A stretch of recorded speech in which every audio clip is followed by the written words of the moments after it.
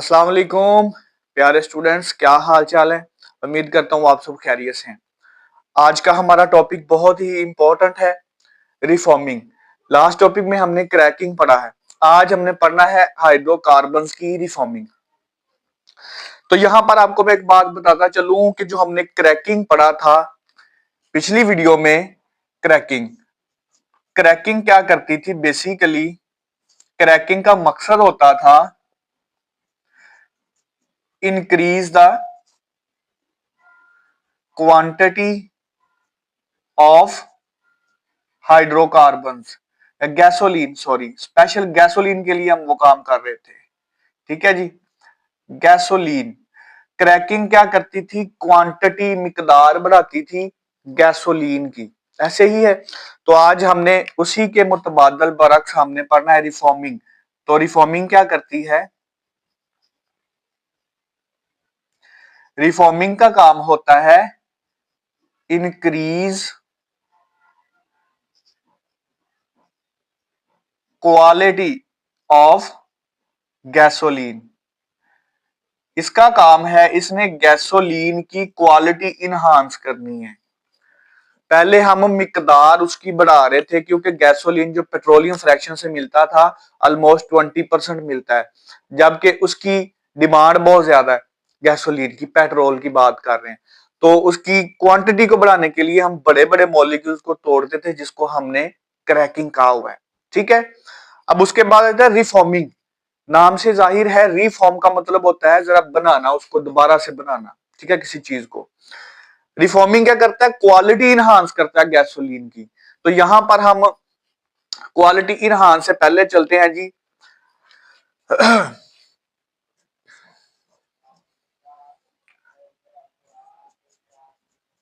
The fraction of gasoline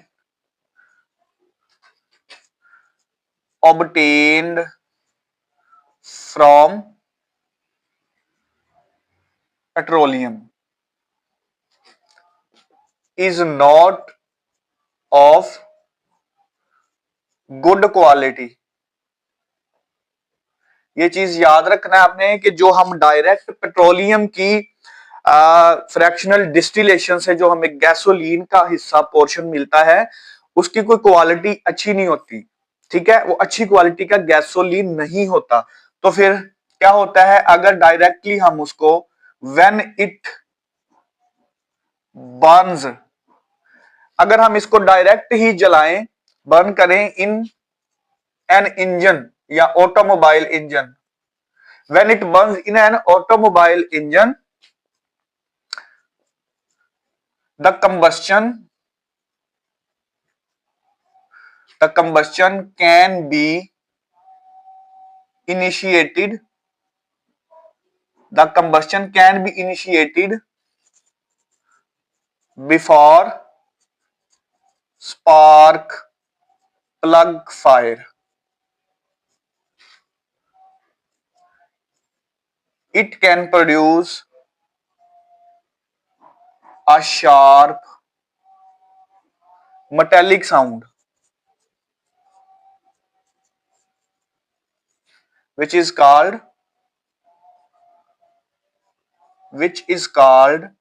knocking।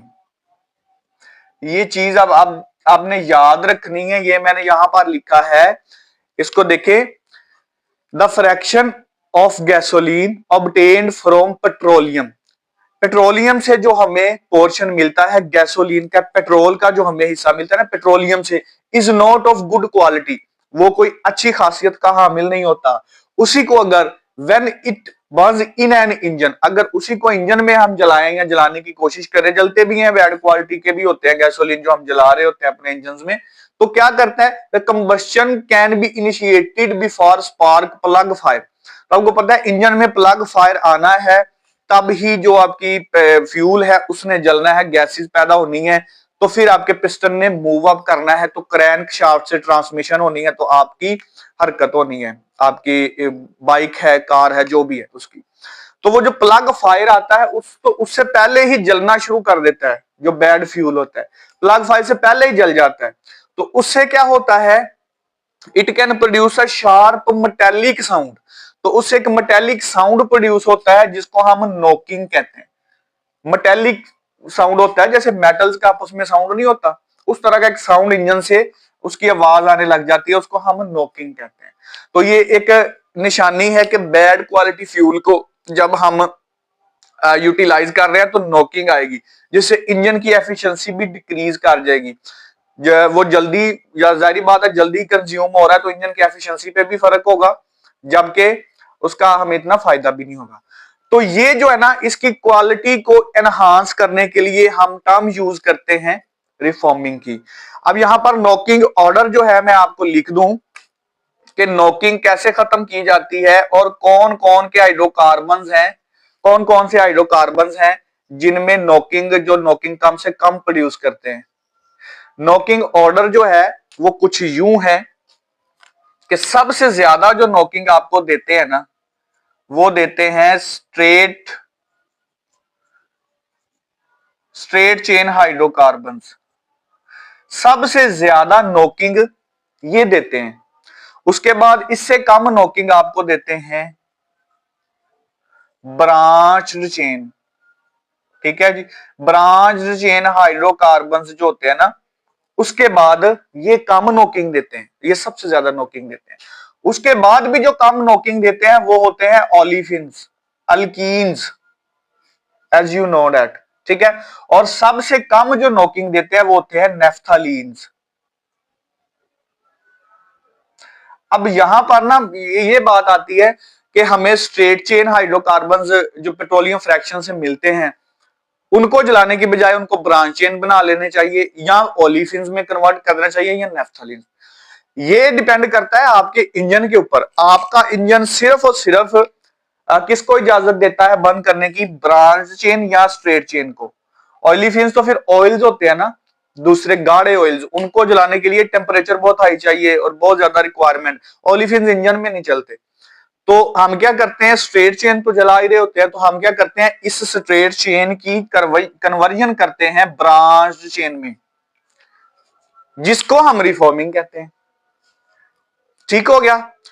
तो यही reforming है, स्ट्रेट चेन को ब्रांच चेन में बनाएं ताकि इसकी क्वालिटी गुड हो जाए। ठीक है, और जिसकी वजह से आप उसको यूज कर सकते हैं। तो यहां पर देखें कैसे कन्वर्जन होती है। जैसे मिसाल के तौर पर मैं यहां पर एक मॉलिक्यूल लिख रहा हूं,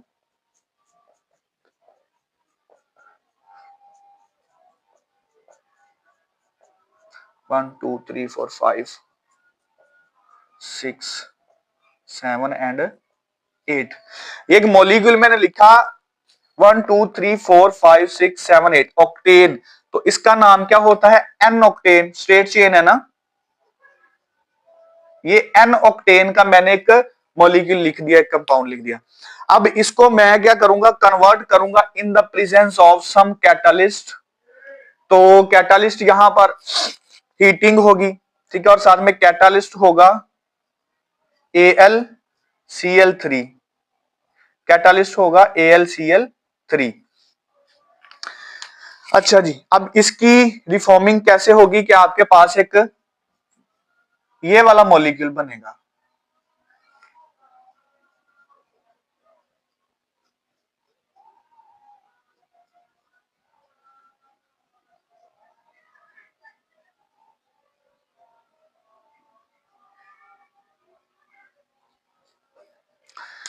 देखें जी, 8 ही कार्बन है, लेकिन ये बन चुका है आपके पास एक आइसो ऑक्टेन का मॉलिक्यूल। आइसो ऑक्टेन, इसका जो आईयूपैक नेम है वो है 2,2,4 tri methyl pentane. Tri methyl pentane 1 2 3 4 5, 5 carbon वाली लंबी चेन बन गई, और तीन जो ब्रांचेस, तीन जो मॉलिक्यूल थे, एटम्स थे, या जितने भी इसमें जुज हैं, उनको उतार के उनकी पोजीशन हटा के हमने उनको यहां पर लगा दिया। ठीक है, यहां से उठा ले, यहां से कोई तीन को मिथाइल रेडिकल बना के आपने साइडों पे लगा दिया, और इसको आपने क्या किया, ब्रांच चेन बना दिया। अब ये वही मॉलिक्यूल है, इसकी कन्वर्जन हुई है ब्रांच चेन में। ठीक है, और इसको हम रिफॉर्मिंग कहते हैं। अब ये वाला जो है ये बहुत स्मूथली इंजन के अंदर बर्न होगा, जिससे इंजन की एफिशिएंसी और इंजन की ओवरऑल परफॉर्मेंस भी अच्छी रहेगी। ठीक है, यहां तक समझ आया? ये रेज कर रहा हूं। आगे जो टर्म है important, that is octane number. That is octane number. ये आइसोक्टेन का मॉलिक्यूल बनाना, इसी से एक टर्म निकलती है ऑक्टेन नंबर। यहां पर मैं लिख रहा हूं ऑक्टेन नंबर। ऑक्टेन नंबर क्या होता है जी? ऑक्टेन नंबर यही होता है the percentage volume by volume of isooctane in the mixture of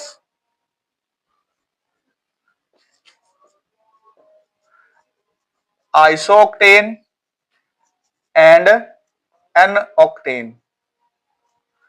ये चीज याद रखना है आपने। अब परसेंटेज हमने, ऑक्टेन नंबर क्या होता है? आपके पास मिक्सचर है पेट्रोलियम का, पेट्रोल का मिक्सचर है, ठीक है, पेट्रोल फ्रैक्शन का, गैसोलीन फ्रैक्शन का मिक्सचर है।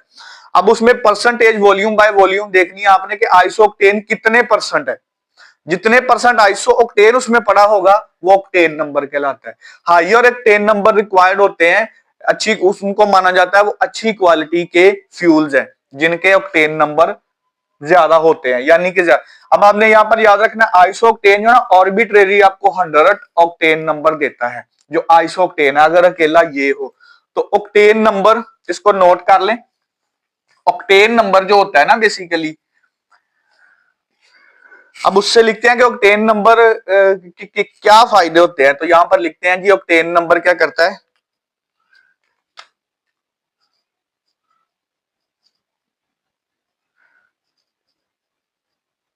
Higher octane number, higher octane number है तो उसके उससे क्या फायदा होगा? उससे ये होगा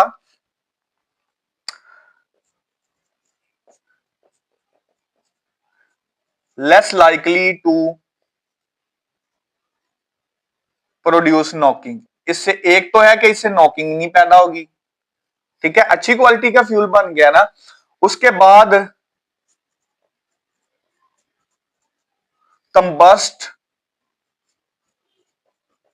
स्मूथली इन इंजन, इंजन में ये बहुत स्मूथली कंबस्ट करेगा। स्पार्क प्लग फायर से पहले ही नहीं कंबस्ट हो जाएगा, बड़ा स्मूथली कंबस्ट करेगा, ठीक है। उसके बाद इसकी जो बहुत अच्छी चीज है, अच्छी खासियत है, वो है ये क्या करता है, enhance the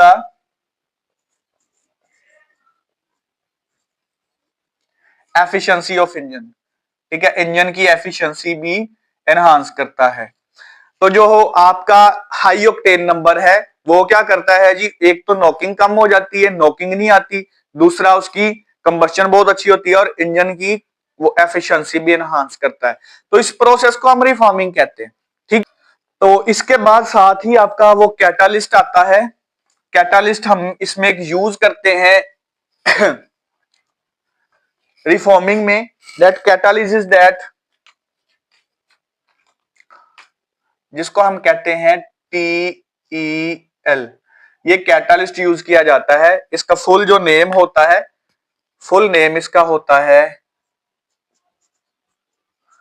tetra ethyl lead, tetra ethyl lead C2H5 tetra Pb, ये होता है कैटालिस्ट। इसको यूज किया जाता है। अच्छा, इसको ब्लेंड करने से ना, बेसिकली कैटालिस्ट ये रिएक्शन में नहीं इसको यूज करते। आपके पास पेट्रोलियम फ्रैक्शन है ना, उसमें आप इसको ब्लेंड कर दें, इसको मिला दें, तो ये भी क्या करेगा, नॉकिंग को कम कर देगा, ठीक है। इट वर्क्स एज, क्या करता है,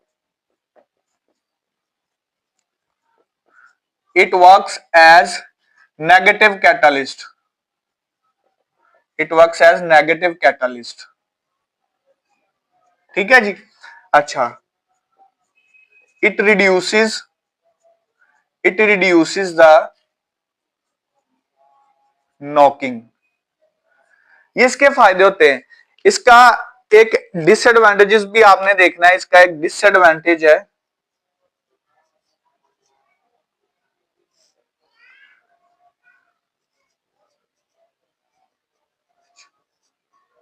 डिसएडवांटेज, डिसएडवांटेज इसका क्या है कि ये क्या करता है, when it burns produces lead oxide, तो क्या करता है, ये लेड ऑक्साइड पैदा करता है। लेड ऑक्साइड ये एक रिड्यूस्ड फॉर्म है लेड की, तो जब लेड ऑक्साइड इसको जब एग्जॉस्ट किया जाता है, when it exhausted in air, तो जब इसको एयर में एग्जॉस्ट किया जाता है तो ये बहुत ज्यादा आलूदगी का बायस बनता है। It produces